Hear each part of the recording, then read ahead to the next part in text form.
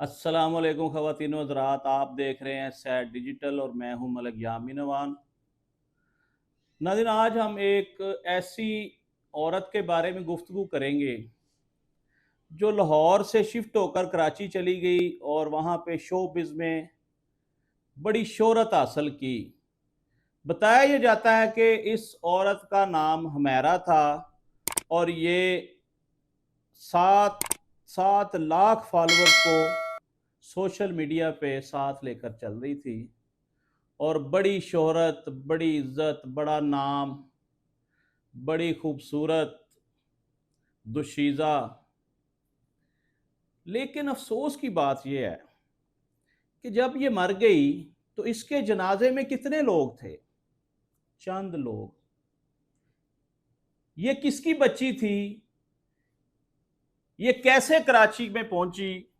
इसका मिशन और मकसद क्या था? क्या इसके रिश्तेदार, दोस्त वगैरह, सहेलियां, कोई नहीं था?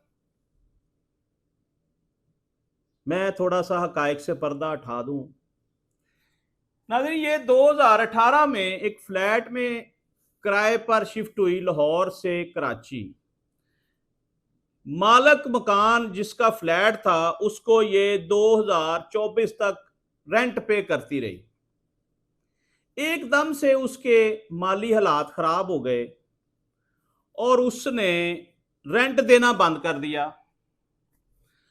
अब 2024 में रेंट देना बंद किया, अब 2025 का मिड है, तो मालक मकान ने इसके खिलाफ अदालत में दावा दायर किया, बेदखली का दावा, कि जी ये मेरी किराएदार थी और इससे इतने अरसे तक मैं किराया वसूल करता रहा, अब इसने मेरा किराया बंद कर दिया है, लिहाजा एज पर एग्रीमेंट इससे मेरा मकान खाली कराया जाए, मेरा फ्लैट खाली कराया जाए।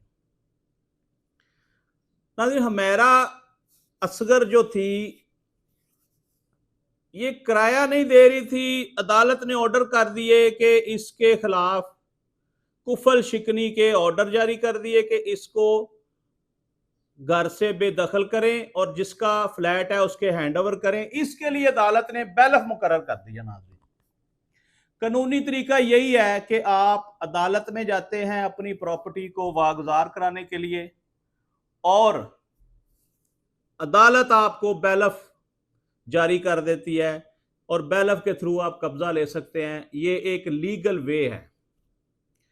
नाज़रीन, जैसे ही बैलफ ने आके दरवाजे खटखटाए, दरवाजे ना खुले, क्योंकि जब भी बैलफ कोई प्रॉपर्टी वागुजार कराने के लिए जाता है तो उसके साथ पुलिस लाजमी जाती है ताकि कोई नाखुशगवार वाकया पेश ना आए।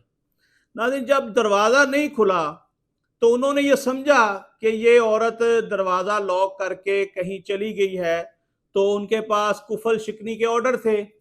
उन्होंने धक्के मार मूर के जो भी किया, उन्होंने दरवाज़ा तोड़ दिया। नाज़रीन, जैसे ही दरवाज़ा तोड़ के बैलफ की टीम और पुलिस वाले फ्लैट के अंदर दाखिल हुए थे तो इतनी बदबू थी कि वहां खड़ा होना मुहाल था। पता ये चला कि मौसूफा जो हैं इनको मरे हुए कई दिन हो गए हैं। लाश की हालत ये बताती है कि कोई 15-20 दिन से ज्यादा की एक गली सड़ी लाश है। अब उसके ऊपर वो जैसे हड्डियां ही रह गई हैं, ढांचा ही था, लेकिन बदबू इतनी थी कि वहां पे खड़ा होना मुश्किल था। बहरहाल एहलकारों ने जैसे भी उसको रेस्क्यू किया, वहां से पुलिस मजीद नफरी बरामद कर ली गई और उसको वहां से मुंतकिल कर दिया। और पता ये चला कि ये अकेली औरत इस फ्लैट में रह रही थी, जिसका कोई रिश्तेदार, कोई जानने वाला, कोई ऐसा ताल्लुकदार नहीं था जिसने आके 15-20 दिन में उसका हाल पूछा हो, उसका पता किया हो कि वो जिंदा है कि मर गई है। तो ये इस तरह के वाकयात नाजरीन पहले भी पाकिस्तान में हो चुके हैं। आपको याद होगा पिछले दिनों, अभी ताज़ी ताज़ी बात है, एक और अदाकारा की लाश 7-8 दिन के बाद एक बंद घर से मिली थी। अब अफसोस से कहना पड़ता है कि किस दौर में हम चले गए हैं पहले मोहल्लेदारी सिस्टम होता था, लोग एक दूसरे से मिलते मिलाते थे, एक दूसरे की इमदाद करते थे, ताल्लुकदारियां थी। अब जमाना वो आ गया है कि हमसाये को हमसाये का नहीं पता कि यहां पे कौन रह रहा है। नाज़रीन, मैं आपको हुमैरा असगर के बारे में थोड़ी सी तफसील बताना चाहता हूं, ताकि हमें इन चीज़ों से सबक हासिल करने के लिए ये लेसन है, हम ये सबक हासिल कर सकें कि अपने इर्द गिर्द लोगों से अच्छे ताल्लुकात कायम करें। पुराने वक्तों में जब नमाजी 5 वक्त की नमाज पढ़ने के लिए मसाजिद में जाते थे, मसाजिद कच्ची मसाजिद होती थी और लोगों में मोहब्बत, प्यार, खलूस था। जिस दिन एक नमाजी नहीं जाता था, सारे नमाजी इकट्ठे होकर उसके घर जाते थे, पूछते थे जाके कि यार बंदे की हालत पूछे, खैर खैरियत है, बंदा बीमार तो नहीं है। नाज़रीन, वो दौर ही चला गया। अब आपको सगे रिश्तेदार नहीं पूछते, लेकिन मेरा एक मशवरा है कि अब जिस दौर से हम गुजर रहे हैं ना, सगी औलाद, सगे बहन भाई नहीं पूछते। आप अपने आप को एक मिसाली शख्स बनाएं, चाहे आप मर्द हैं, औरत हैं, आपका जेंडर कोई भी है। आपकी रिश्तेदारियां, आपकी ताल्लुकदारियां इंतहाई मजबूत होनी चाहिए नाजरीन, क्योंकि ये जो ताल्लुकात है ना, ये जनाजे की सफ़े हैं। क्या आपने अपने जनाजे का बंदोबस्त किया कि जब आप कल को मर जाएंगे तो आपके जनाजे में कितने लोग होंगे? मेरा ख्याल है कि इस तरफ कम लोगों का ध्यान होगा जिनको ये खबर हो कि हमने जब मरना है, हमारे जनाजे में मैक्सिमम लोग होंगे तो वह हमारी बख्शिश का जरिया बन सकते हैं। तो नाज़रीन, हुमैरा अरशद पे थोड़ी असगर पे थोड़ी सी बात कर लेते हैं।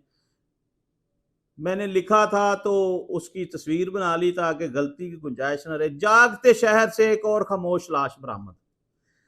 फिर मुकामे हैरत है कि आयशा खान की तरह हुमैरा अली की भी 21 दिन तक आस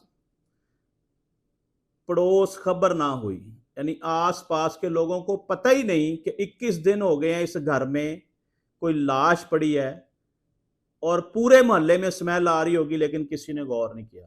ना किसी रिश्तेदार ने खबर ली, ना बाप, ना माँ बाप ने, ना मीडिया ने, ना शोबिस के साथियों ने। वो जो लाखों फॉलोअर थे वो जनाजे में भी नहीं आए। तो मेरा ख्याल है, मैं सोशल मीडिया के साथ दोस्ती करने से बेहतर है कि अपने रिश्तेदारों के साथ अच्छे ताल्लुकात कायम करें, अपने दोस्तों के साथ अच्छे ताल्लुकात कायम करें। हमारा क्राइटेरिया जो है वो अच्छा होना चाहिए, हर एक के सामने इमेज अच्छा होना चाहिए, ताकि जब कभी आप किसी तकलीफ में हो, किसी मुसीबत में हो, तो ये अच्छे दोस्त ही काम आते हैं, अच्छे रिश्तेदार ही काम आते हैं। बेशक आजकल ये सारे रिश्ते, इनके खून सफ़ेद हो गए हैं, ये किसी के काम नहीं आते, ये वो रिश्ते हैं आजकल। कराची के डिफेंस फेस 6 के फ्लैट की चौथी मंजिल से 32 साल अदाकारा मॉडल हुमैरा असगर की कई दिन पुरानी लाश बरामद हुई। पुलिस को अदालती हुक्म के मुताबिक वो फ्लैट खाली कराने के लिए भेजा गया। बारहा डोर बेल बजाई गई। अभी मैंने आपको ये सारी तफसील बताई। बहरहाल ये 6 साल से इस फ्लैट में रह रही थी। बहरहाल इसने किराया बंद किया तो चले, वो अदालत के ऑर्डर ना होते तो अभी भी हो सकता है महीना और ये अंदर ही गल सड़ जाती। तो नाज़रीन, ये जो हुमैरा असगर है, इसने रफ़ी पीर थिएटर से अपने शो बिज़ का आगाज़ किया और फिर ये आहिस्ता आहिस्ता स्टेज ड्रामों में चली गई। फिर ये कराची के टीवी ड्रामों में इसने काम शुरू कर दिया और इस प्यारी सी लड़की ने कैसी ज़िंदगी गुजारी कि जवानी में ही उसको मौत आ गई। अब इसका पोस्टमार्टम हो रहा है, इसका पता नहीं चल रहा कि इसको इसकी मौत कैसे हुई है। कोई पता नहीं किसी ने मार दिया हो, कोई पता नहीं इसने खुदकशी कर ली हो। इस पे अभी तहकीकात जारी हैं। इस पे एक बात मैं कहूँगा, यह है ज़िंदगी की हकीकत, खूबसूरती, जवानी, दौलत, ज़मीन, शोहरत सब यहाँ रह जानी है, लेकिन हम समझने को तैयार नहीं हैं। हमने आखिरत की तैयारी नहीं की नाज़रीन, हमने अपनी सफ़ें नहीं बढ़ाई, हमने अपनी सफ़ें बढ़ाने के मतलब कभी सोचा ही नहीं है। मेरा ख्याल है मैक्सिमम लोगों को यही नहीं पता होगा कि सफ़ें बढ़ाना होता क्या है। सफ़ें बढ़ाना होता है कि अपने ताल्लुकात को बेहतर से बेहतर कायम करें, अच्छे ताल्लुकात बनाएं, आप लोगों के साथ भलाई करें, नेकी के काम करें, सदका खैरात करें, ताकि ये वो चीज़ें हैं जो आपके आखिरत में ये काम आएंगी। यानी कि आप सदक़े के तौर पे किसी ऐसे इलाके में मस्जिद बनवा दें जहां दूर दूर तक मस्जिद नहीं है, जब तक नमाजी उसमें नमाज पढ़ेंगे तब तक आपको सवाब मिलता रहेगा। आप किसी ऐसे इलाके में पानी का नलका लगवा दें जहां सहरा है, जहां गरीब लोग रहते हैं, जब तक वो पानी पीते रहेंगे आपको सवाब मिलता रहेगा। इस तरह के बेशुमार काम हैं जो आप फलाह बहबूद के लिए अपनी आखिरत संवार सकते हैं। फलाह बहबूद के काम करें और आखिरत संवारें। ये नाज़रीन वो लोग हैं जो अकेले रह रहे हैं, और खवातीन में तो ये बात मेरी समझ से ही बाहर है ना कि माँ बाप बहन भाइयों के बगैर ये खवातीन अकेली कैसे रह लेती हैं।